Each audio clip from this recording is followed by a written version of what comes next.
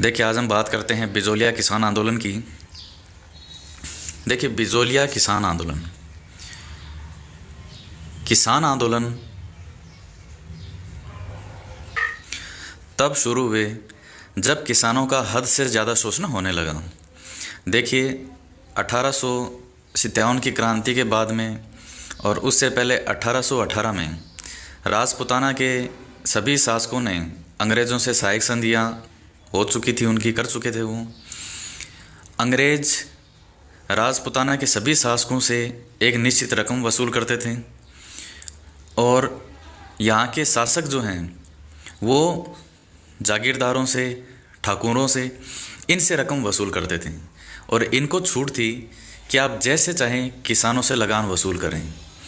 तब यहाँ के जागीरदार ठाकुर ये किसानों से मनमाना कर वसूल करते थे। तो उसी संदर्भ में आज पहला है हमारा बिजोलिया किसान आंदोलन। देखिए, बिजोलिया 1897 से 1941 तक यह है भारत का सबसे लंबा चलने वाला अहिंसक आंदोलन माना जाता है, क्योंकि 1897 से यह शुरू हुआ था और 1941 में जाकर अपनी पूर्णतया सफलता के साथ में समाप्त हुआ। तो सबसे लंबा चलने वाला अहिंसक और सफल आंदोलन है ये, जो कि 44 साल तक चला। देखिए, सबसे पहले आता है कि बिजोलिया है कहाँ पर। तो बिजोलिया जो है वो वर्तमान भीलवाड़ा में है और इसको विजयावल्ली भी कहते हैं। पहले इसका नाम विजयावल्ली था, वही आगे अपभ्रंश होकर के बिजोलिया कहलाया जाने लगा। यहीं ऊपरमाल का पठार है, वहीं ये बिजोलिया जागीर है। सबसे पहले इसकी स्थापनकर्ता का नाम आता है। तो 1527 का जो खानवा का युद्ध हुआ था यहाँ पर भरतपुर की रूपास तहसील में राणा सांगा का बाबर के साथ, उसमें अशोक परमार ने राणा सांगा की सहायता की थी। तब राणा सांगा ने खुश होकर के अशोक परमार को बिजोलिया की जागीर दी थी। अब देखिए, इस बिजोलिया की जागीर में 1897 के आसपास की जो घटना है, 84 प्रकार के कर थे, लाग बाग जिनको कहते थे, लाटा कुंता प्रथा थी, इसके अतिरिक्त बेकार ली जाती थी। तो आप देख सकते हैं कि एक किसान पर जब 84 प्रकार के कर होंगे तो उसका किस हद तक शोषण हो रहा है इसका अनुमान लगाया जा सकता है। तब उस समय बिजोलिया में जो ठाकुर है वो थे करशन सिंह। उस समय की जो करंट की स्थिति है, तो सभी किसान परेशान थे। जैसे मान लीजिए, यहाँ इसको थोड़ा बड़ा बनाते हैं हम। जैसे मान लीजिए पूरी बिजोलिया जागीर है और इस बिजोलिया जागीर का ये एक ठाकुर है करशन सिंह, और यहाँ छोटे छोटे गांव हैं इस बिजोलिया जागीर में।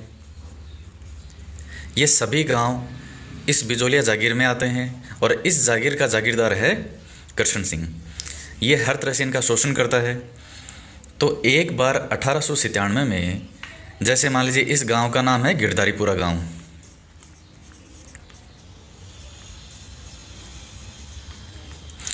तो एक गांव के किसान किसी दूसरे गांव के किसान के घर गए जहाँ किसी की मृत्यु हुई थी और वो जैसे बैठने जाते हैं उस तरीके से। तो गिरधारीपुरा गांव में जब ये आपस में मिले, तो जब ये गिरधारीपुरा गांव में आपस में मिलते हैं तो अपना दुख एक दूसरे को सुनाते हैं कि ये जो ठाकुर करशन सिंह है इसने बहुत परेशान कर रखा है। तब आपस में लोगों ने सर्वसम्मति से किया कि मेवाड़ के जो इस समय महाराणा हैं फतेह सिंह जी, क्योंकि ये सारा हिस्सा जो है ये वाला, ये उस समय मेवाड़ में ही आता था और ये मेवाड़ के महाराणा के अंडर में ही था, जागीरदार करशन सिंह। कि महाराणा फतेह सिंह जी बहुत भले आदमी हैं और हम किसानों को वहाँ भेजते हैं ताकि हो सकता है कि कुछ हल निकल आए। तब 1897 में यहाँ से 2 किसान जाते हैं मेवाड़ के महाराणा के पास, यहाँ इनसे मिलने के लिए फतेह सिंह जी से। नानजी पटेल और ठाकरी पटेल, ये बिजोलिया में जो यहाँ किसान थे वो धाकड़ जाति के किसान थे। तो 1897 में नानजी पटेल और ठाकरी पटेल मेवाड़ महाराणा फतेह सिंह जी से मिलने जाते हैं, लेकिन मेवाड़ महाराणा से मिलने ही नहीं दिया जाता इनको, ऐसा कहा जाता है। और 6 महीने तक ये बैठे रहते हैं, लेकिन इनको इनके महल के बाहर ही, 4 दीवारी के बाहर ही बैठा दिया गया, इनको अंदर एंट्री नहीं दी। तो ये मिल नहीं पाए। जब ये 6 महीने बाद वापस आए, तब यही जो ठाकुर कृष्ण सिंह है, ये इनका वेट ही कर रहा है, और इसने इनको इस गांव में आते ही वापस यहाँ से निकाल दिया, गांव से बर्खास्त कर दिया इसने, कि मेरी शिकायत करोगे तो इस गांव से बर्खास्त होगे। और इससे कृष्ण सिंह के हौसले और बढ़ गए। इसी हौसलों के कारण इसने 1903 में किसानों पर चंवरी कर लगा दिया। चंवरी कर क्या था कि कोई भी किसान अपनी बेटी की शादी करेगा तो उसे ठाकुर को 5 रुपये बतौर पैसे देने पड़ेंगे। तो उस समय 1903 में आप अंदाज़ा लगा सकते हैं कि 5 रुपये की वैल्यू क्या होगी। तो कहते हैं कि कुछ समय के लिए किसानों ने अपनी बेटियों की शादी करनी ही बंद कर दी, और अपनी जो विवाह योग्य जो बेटियां थी गांव की, उनको यहाँ जो ये ठाकुर था कृष्ण सिंह, इसके पास में ले गए और ये बताए कि हम इनकी शादियां ही नहीं करेंगे। तो कहते हैं कि कुछ समय बाद जो कृष्ण सिंह है वो देखा कि इस तरह से तो दिक्कत होगी, तो उसने वापस अनुमति दे दी इसको। फिर देखिए 1906 के अंदर जो ठाकुर कृष्ण सिंह है उसकी मृत्यु हो जाती है, और नया ठाकुर बनता है पृथ्वी सिंह। जब नया ठाकुर पृथ्वी सिंह बनता है तो किसानों पर तलवार बंदाई नाम का जो एक कर है ये भी लगा दिया जाता है। अभी दरअसल तलवार बंदाई था क्या? ये था कि इस पूरी मेवाड़ रियासत में जागीरें हैं। जब भी कोई नया ठाकुर बनेगा तो उसको बतौर नजराना कुछ फिक्स रुपए मेवाड़ के महाराणा के पास भिजवाने पड़ेंगे। इसको कहा जाता था तलवार बंदाई। लेकिन जो ही नया ठाकुर पृथ्वी सिंह बना, उसने ये जो कर था जो मेवाड़ महाराणा को भिजवाया जाना था उसको अपने से उसने किसानों पर डाल दिया। इस बात को लेकर के किसानों ने विरोध जताया। तो तलवार बंदाई क्या था इसको आप ध्यान में रखें कि किसी भी नए जो ठाकुर बनता था तो उसको एक निश्चित नजराना मेवाड़ के महाराणा के पास में भिजवाना पड़ता था, और पृथ्वी सिंह ने ये कर किसानों पर लाद दिया। फिर देखिए अत्याचार लगातार बढ़ते जा रहे हैं। फिर इसमें कई मुख्य व्यक्ति आते हैं, जैसे साधु सीता रामदास, फतेहकरण और ब्रह्मदेव। तो लेकिन फिर भी कुछ नहीं होता। इसके बाद में 1911-12 के आसपास यह ठाकुर पृथ्वी सिंह की भी मृत्यु हो जाती है, और नया ठाकुर बनता है केसरी सिंह। अब चूंकि जो केसरी सिंह है वो बालक होता है, इस कारण से उस ठिकाने को मुसरमात घोषित कर दिया जाता है। मुसरमात का मतलब ये होता है डायरेक्ट सेंटर के नियंत्रण में। लेकिन किसानों की सुनवाई तो अब भी नहीं है। तब एक महत्वपूर्ण मोड़ आएगा इस बिजोलिया किसान आंदोलन में, जब यहाँ पर 1916 में विजय सिंह पति की एंट्री होती है। मूल नाम इनका भूप सिंह था, और थोड़ा सा इनके बारे में डिटेल में हम आगे पढ़ेंगे बाद के टॉपिक में। 1916 में विजय सिंह पथिक जी आते हैं, और ये लोग रिक्वेस्ट करते हैं कि आप प्लीज़ इस आंदोलन को संभालिए। तब 1916, ये सन आपको सब याद करने हैं, ये जितने भी सन हैं ये सब सन आपको याद करने हैं। 1916 में विजय सिंह पथिक इसका नेतृत्व संभालते हैं, और 1917 में एक किसान पंच बोर्ड की स्थापना करते हैं, जिसका नाम होता है उपरमाल किसान पंच बोर्ड। एक संगठन बना लिया जो सारी समस्याओं को सुनेगा। जब ये इसकी स्थापना करते हैं उपरमाल किसान पंच बोर्ड की, तो इसकी स्थापना के बाद में ये पूछते हैं कि भाई इसका पहला अध्यक्ष कौन बनेगा। तो सभी लोग देखते हैं कि ये सिर्फ आपको एक याद करने के लिए एक ट्रिक है कि इसका अध्यक्ष कौन था।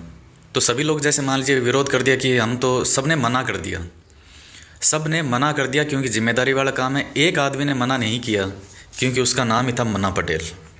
बस थोड़ा सा इस तरीके से आपको याद करना है, और कोई विशेष बात नहीं है इसमें।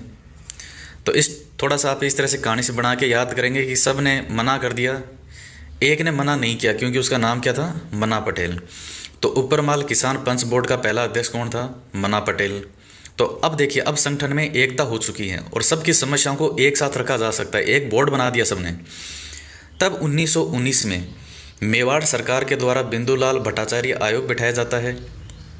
लेकिन जैसा कि नाम है भट्टाचार्य, इसने बटा ही बैठाया, कुछ भी हल नहीं निकला उसका, वही लाग बाग वही कंटिन्यू रहे, कोई निष्कर्ष नहीं निकला। तब किसानों का आंदोलन और ज़्यादा तेज़ हो गया। तब 1922 में एजीजी था हॉलैंड, ये हस्तक्षेप करते हैं और यह हस्तक्षेप करने के बाद में 34 प्रकार के लाभ कर हैं वो समाप्त कर देते हैं। लेकिन इनके समाप्त करने से भी कुछ नहीं होगा, थोड़े समय बाद ही स्थिति वो की वही वापस हो गई। अब उसके बाद में 1927 में विजय सिंह पथिक जी हैं, वो इस आंदोलन से अब अलग हो जाते हैं और माणिक्यलाल वर्मा जो पंछड़ा गीत गाते थे वो इस आंदोलन का नेतृत्व संभालते हैं। फिर 32-33 के आसपास जो जमनालाल बजाज हैं वो भी इसका नेतृत्व कुछ समय के लिए संभालते हैं। और इसके साथ ही आपको एक बात ध्यान रखनी है कि उस समय गणेश शंकर विद्यार्थी थे जो कि प्रताप समाचार पत्र निकालते थे कानपुर से, उन्होंने इसको पूरे भारत में लोकप्रियता दिलाई, जिससे इस आंदोलन को सफल होने में सहायता ही पहुंची। तो आपको ये ध्यान में रखना है कि बिजोलिया किसान आंदोलन को किस न्यूज़पेपर ने या किस व्यक्ति ने स्थान दिया था। तो गणेश शंकर विद्यार्थी ने अपना प्रताप नाम का न्यूज़पेपर था जो कि कानपुर से प्रकाशित होता था, इसमें इसको स्थान दिया था। अब देखिए उसके बाद माणिक्यलाल वर्मा जी आ गए, फिर जमनालाल बजाज जी भी आ गए। आंदोलन अभी भी अनवरत उसी प्रकार से चल रहा है। और इस समय मेवाड़ के महाराणा है भूपाल सिंह जी। 1941 में बहुत महत्वपूर्ण पॉइंट है, मेवाड़ के प्रधानमंत्री टी विजय राघवाचारी और वहाँ के दीवान से मोहन सिंह जी मेहता, इनकी मध्यस्थता से यह आंदोलन अपने सुखद अंत तक पहुँचता है और सभी किसानों को उनकी ज़मीनें वापस लौटा दी जाती है, उनकी मांग बिल्कुल सही मानी जाती है। तो इस प्रकार इस बिजोलिया किसान आंदोलन में हमने सभी महत्वपूर्ण टॉपिक हैं उनका अध्ययन किया है। आपको ये सारे सन याद करने हैं, आपको इनको ध्यान में रखिएगा, ये सारे सन याद करने हैं। मेवाड़ के महाराणा कौन थे? अशोक परमार, बिजोलिया, कानपुर से प्रताप, ठाकुर कृष्ण सिंह, पृथ्वी सिंह, ये केसरी सिंह तो याद ना करें तो भी चलेगा, लेकिन ये दोनों याद होने ज़रूरी है। और भारत का सबसे लंबा चलने वाला अहिंसक आंदोलन, इसके अतिरिक्त नानजी पटेल, ठाकरी पटेल, पहला अध्यक्ष था मनव पटेल, उपरमाल किसान पंच बोर्ड का, गिरधारीपुरा गांव, बस ये सब चीज़ें आपको याद करनी है। इसी प्रकार हम नेक्स्ट वीडियो में फिर से एक नए किसान आंदोलन के बात करेंगे, एक नए टॉपिक के बात करेंगे। और आप इसी प्रकार हमसे जुड़े रहिए। कोई सजेशन देना चाहते हैं वो भी आप ज़रूर दीजिए। और जिन साथियों ने हमारा यूट्यूब चैनल अब तक सब्सक्राइब नहीं किया है वो सब्सक्राइब ज़रूर करें। नेक्स्ट वीडियो में फिर से एक नए टॉपिक के साथ मिलेंगे। धन्यवाद।